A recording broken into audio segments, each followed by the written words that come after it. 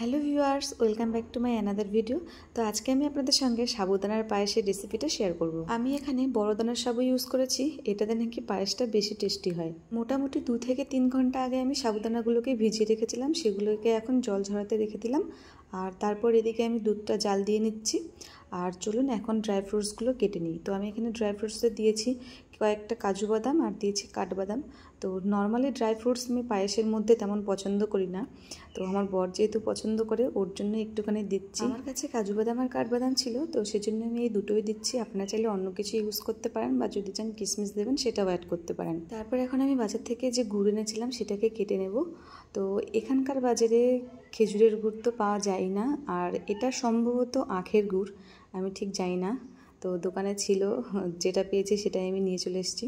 ফার্স্টে ভাবছিলাম গুড়টা হয়তো খেতে ভালো লাগবে না, কিন্তু দেখলাম বেশ ভালোই লাগছে খেতে। খেজুরের গুড়টা হলে আরও বেশি টেস্টি লাগতো, কারণ খেজুরের গুড় সবসময় খুব টেস্টি হয়। তো আপনারা যারা রেসিপিটা ট্রাই করবেন ভাবছেন, তারা চেষ্টা করবেন খেজুরের গুড় দেওয়ার, কারণ একটা কথা আছে না, যত গুড় তত মিষ্টি। তো এই ক্ষেত্রে কিন্তু সেটাই প্রযোজ্য। তারপরে আমি ড্রাই ফ্রুটসগুলো ভেজে তুলে রেখে দিয়েছিলাম, আর তারপরে যে ঘিটা ছিল তার মধ্যে আমি সাবুদানা একটুখানি হালকা ভেজে নেব, বেশি ভাজবো না। আর ওইদিকে আমি যে গুড়টা রেখেছি সেটা গরম দুধের মধ্যে দিয়ে একটুখানি গুলে নেব। আর এদিকে মোটামুটি সাবুদানাটা ফ্রাই করা কমপ্লিট হয়ে গেছে। তারপরে আমি চিনি আর দুধ অ্যাড করে দিয়েছি, আর উপর থেকে এখন দিয়ে দিলাম ড্রাই ফ্রুটসগুলো। তো মোটামুটি হয়ে এসছে, এখন দিয়ে দেব গুড়। তো গুড়টার জন্য কিন্তু দেখতে বেশ সুন্দর একটা লাল লাল কালার এসেছিল। পায়েস বা সুজির মধ্যে গুড় অ্যাড করলে কিন্তু দেখতে যতটা সুন্দর হয়, খেতেও কিন্তু ততটাই টেস্টি লাগে।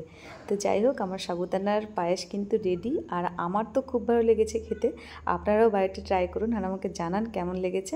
তো এটাই ছিল আজকের রেসিপি। আশা করছি রেসিপিটা আপনাদের ভালো লাগলো। ভালো লাগলে লাইক করবেন আর কমেন্ট করতে ভুলবেন না, আর চ্যানেলটিকে সাবস্ক্রাইব করে দেবেন।